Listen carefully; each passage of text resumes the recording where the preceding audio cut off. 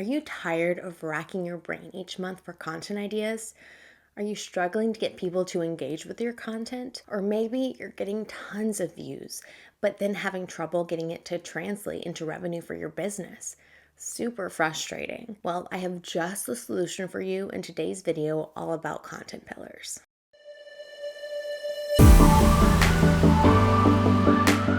Hey y'all, I'm Bethany Joy.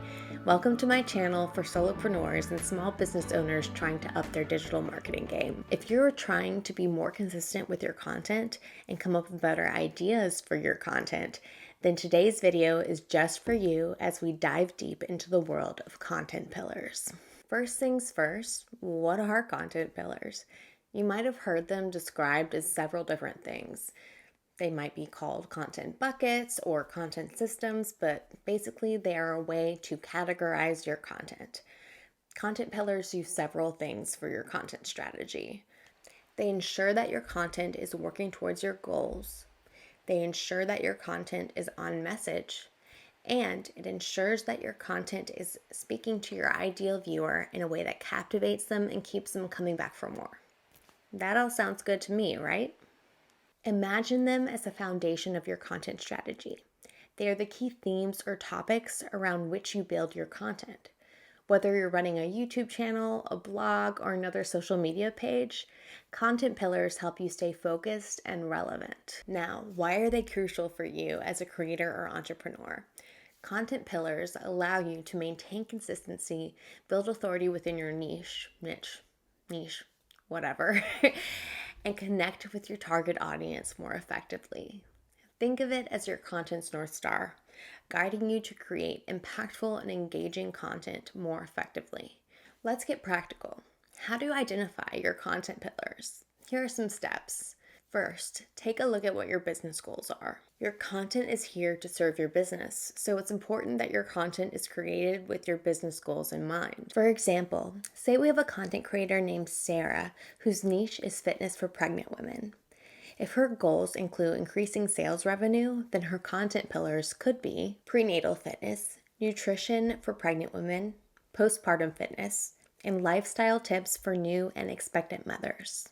These pillars would allow her to showcase her various products, such as exercise plans and meal plans. However, if Sarah's business goal is to increase brand awareness, then her content pillars could be inclusive fitness during pregnancy, which highlights her training philosophy, holistic wellness during pregnancy, which highlights her knowledge of the industry, personal stories and behind-the-scenes contents, which highlights her own journey and why she started her business. And finally, expert opinions and collaborations with others in the industry to lend her credibility.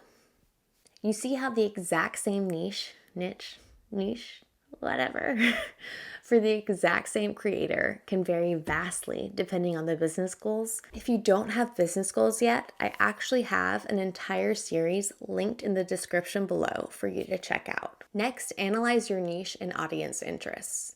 I use tools like vidIQ or Answer the Public and type in keywords related to my niche. Then I see what topics come up and subcategorize it into about 3 to 5 subcategories that fit into my topic. I base my results on the volume of searches that come up. You see, on Answer the Public, you can see how many people are searching for your topic. For me, my niche is digital marketing. So let's look at this practically. Okay, so we searched for digital marketing and it came up with 720 results, which you can see up here in the upper left corner. There's where we search for it. There's the tab you saw just a minute ago. And then here are the results. So the first thing I want to point out is the overall search volume that you can see here in the upper part of the screen, and then in the upper left corner again was 135,000, which is good. And something that is kind of confusing about Answer the Public is that the search volume, if it's good, it will be green. If it's bad, it will be red. But the cost per click, if it is good, it will be red. If it is cheap, it will be green.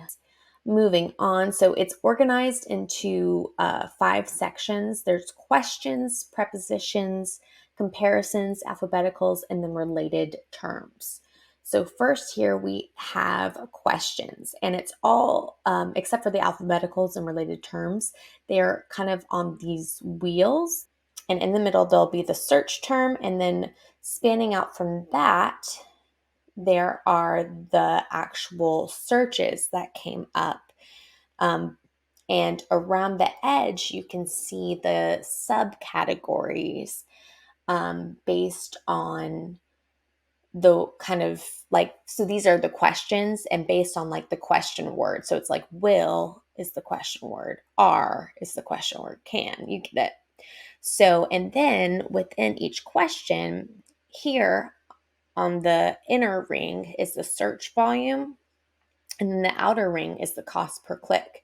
When I type in digital marketing and to answer the public, which is a great resource for keyword research. And no, this video is not sponsored. I saw that people had a lot of questions around how to monetize content. First of all, it told me that I was on the right track because a lot of people are searching for this topic. Second of all, it told me a little bit about what subtopics my audience is interested in hearing about. That is obviously key, since it won't matter whether or not your pillars are serving your business if you don't have an interested audience. Next, consider your brand values and expertise. What do you love to talk about within your niche the most? Lean towards that when making your videos. It will show within your videos what you're most interested about. Like, you just light up when you're enthused. Finally, if you already have content up, look at your most successful content and find common themes. You may notice some of your content overlaps a bit, and that's okay. Remember, your content pillars should resonate with both your brand and your audience. Once you've identified your content pillars, they're of no use to you if you aren't taking advantage of them. Implementation is key. Once you've identified your pillars, integrate them into your content strategy. This means planning your content calendar around these pillars, creating diverse content under each pillar, regularly evaluating and tweaking your pillars based on performance and audience feedback. And there you have it, folks, the lowdown on content pillars and how they can transform your content creation journey. Don't forget to like, share, and subscribe for more insights. Drop your questions or experiences with content pillars in the comments below. Until next time, keep creating and craft your own story. Thanks for watching. See you in the next video.